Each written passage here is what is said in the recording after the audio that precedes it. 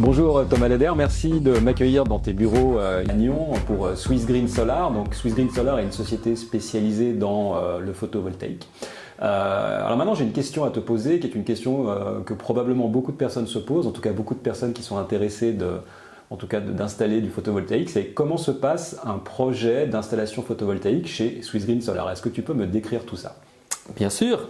Alors la première chose, ça vient toujours par la demande d'un client ou par un partenaire en fait qui m'amène vers un client. Et après, avant de faire quoi que ce soit, c'est déjà essayer de chercher le contact du client et cibler les besoins par rapport à ce qu'il souhaite d'avoir. Et après, avec une discussion, on va mettre cette cible au plus proche de la réalité.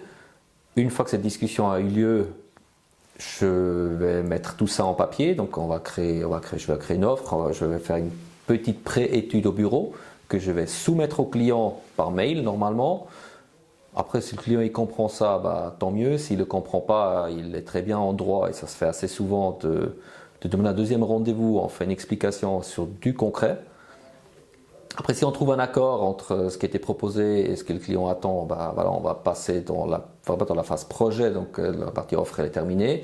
Dans la phase projet, la première chose à faire, c'est déjà, on va définir quand le projet il commence. Et ça va avoir d'un côté avec les attentes du client. Des fois, les gens ils sortent déjà un projet et on le marie avec un autre projet pour économiser des différents éléments, comme par exemple des échafaudages, ou il dit voilà au plus vite. Et là, c'est le délai de livraison du matériel qui va plus ou moins donner le début du projet, qui est aujourd'hui dans un délai d'environ 3 mois.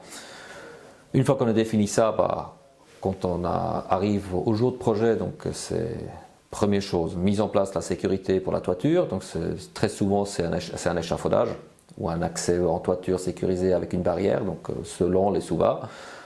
Après, on fait l'installation des panneaux sur le toit, donc ça veut dire c'est adapter à la toiture, mettre le système de fixation, mettre les panneaux, mettre le câblage, donc vraiment l'installation physiquement faite.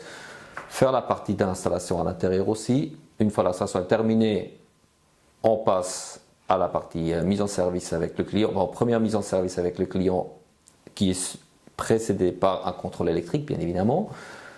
Là, on explique au client comment fonctionne son installation, comment il peut l'utiliser, à quoi il peut s'attendre. On va aussi lui montrer où il peut trouver les informations. Et une fois ça c'est fait, après on va s'attaquer aux différents papiers administratifs pour demander les subventions pour le client, pour demander les subventions envers du canton, envers la confédération et à la certification de l'installation qui amène à un dossier technique qu'on amène au client à la fin où il trouve toutes ces informations pour la suite. Merci Thomas. Et la partie conseil dans ta prestation, quelle est la demande des clients par rapport au conseil? Est-ce que tu as en face de toi des clients qui sont très informés et qui savent exactement ce qu'ils veulent, ou alors au contraire, tu as des clients qui savent pas du tout ce qu'ils veulent? Après, il y a un peu de tout en fait. Il y a des clients qui sont, et là c'est souvent le plus simple, qui savent très bien ce qu'ils veulent et qui savent aussi ce qui est possible. Bon, ça c'est plutôt la rarité, mais ça arrive. Après, le gros des clients, c'est qui viennent avec une demande de photovoltaïque qui est souvent liée avec un investissement annexe. Donc là, il y a une grande partie actuellement qui se font vendre ou qui vont installer une pompe à chaleur. Ils demandent d'installer du photovoltaïque pour compenser le courant pour la pompe à chaleur.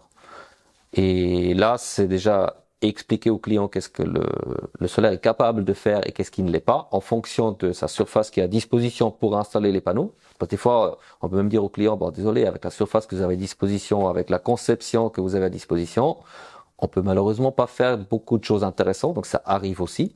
Donc après, il faut rester honnête pour dire au client, voilà, là, on peut pas faire grand-chose d'intéressant pour vous.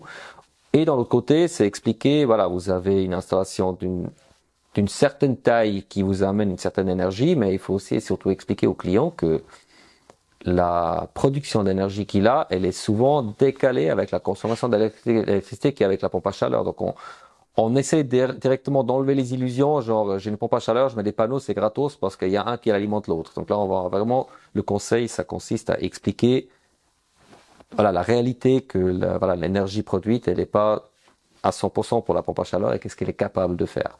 Deuxième cas de figure qu'on a assez souvent, c'est que les gens qui veulent installer une installation solaire est souvent lié à des batteries parce qu'ils ont acheté une voiture électrique, parce qu'ils croient que la batterie et l'installation photovoltaïque, ça leur amène que la charge de la voiture, elle est gratos de la production de la maison. Et là aussi, malheureusement, il faut qu'on fait des petits cours d'électrotechnique aux clients pour dire l'énergie nécessaire pour faire tourner une voiture est nettement supérieure que l'énergie qui peut être produite à l'instant T et stockée dans une batterie photovoltaïque. Après, d'habitude, ça passe assez bien. Certains, ils sont un peu déçus. Voilà, ça arrive. D'autres, ils sont contents d'apprendre que voilà ce qu'est la réalité, mais qui ne les empêche pas de faire l'installation. Mais au moins, ils le font en connaissance de cause. Et la dernière question qui vient plus en plus depuis que les médias ils parlent des coupures de courant parce qu'il y a des manques d'électricité, c'est amener une autonomie en cas de manque de courant ou coupure de courant électrique pour continuer à fonctionner normalement. Et là, on explique aussi ce qui est possible, ce qui est pas possible, ce qui est faisable, ce qui est pas faisable, qu'est-ce qui peut être maintenu, dans quelles conditions. Et voilà, c'est vrai, là, ça décourage pas mal de clients dans ce sens-là parce qu'ils apprennent en fait qu'une maison, elle peut pas être rendue autonome aussi facilement que ça. Merci Thomas. Alors une dernière question. J'ai vu sur votre site qu'il y avait un calculateur très intéressant qui permettait en fait à partir d'une adresse en fait de déterminer déjà une partie des informations, notamment sur la capacité qu'a le toit à capter l'énergie, etc. C'est un outil intéressant pour vous. Ça permet aux clients déjà d'avancer un peu dans leur problématique. Alors moi j'aime bien l'outil, il est assez approximatif, il faut le dire, donc ça remplace pas une offre, mais quelqu'un qui va vraiment dans le flou, qui sait pas où il va, qui a aucune idée, parce qu'il y a aussi les gens qui se rendent pas toujours compte quel est l'investissement à engager pour une installation photovoltaïque. Donc du coup c'est un outil qui est très bien pour quelqu'un qui est dans le flou total, qui sait pas où il va. Il remplit ce calculateur là, il obtient une idée déjà au niveau des coûts, qu'est-ce que ça va lui amener, et il a aussi une idée par rapport électriquement, énergétiquement, qu'est-ce que ça va lui amener. Et c'est un outil, moi je trouve, il est assez intéressant, un outil à décision qui doit après découler un conseil par un professionnel. Mais c'est aussi que les gens qui se font une idée, voilà, pour 5 000 francs, je me fais une installation photovoltaïque qui me rend autonome à la maison, ça va très bien les mettre à terre et ça, voilà, ils vont voir, c'est pas comme ça marche. Donc ça veut dire que ça décourage aussi un petit peu les gens qui ont pas les moyens ou qui veulent pas se mettre les moyens pour l'installer. Il connaît la réalité, ils savent ce qu'il sait. Par contre, d'autres qui sont intéressés, il peut déjà se situer et il peut même déjà dire, voilà, je dois préparer un investissement de temps. Peut-être ils seront capables de le faire que dans 2 ans, mais ils savent à quoi se préparer. Donc, dans ce sens-là, je trouve que c'est un bon outil. Mais ça ne remplace pas une offre. Merci Thomas. Je rappelle que tu es le directeur de Swiss Green Solar, une société spécialisée dans le photovoltaïque ici à Nyon. Merci. Merci aussi.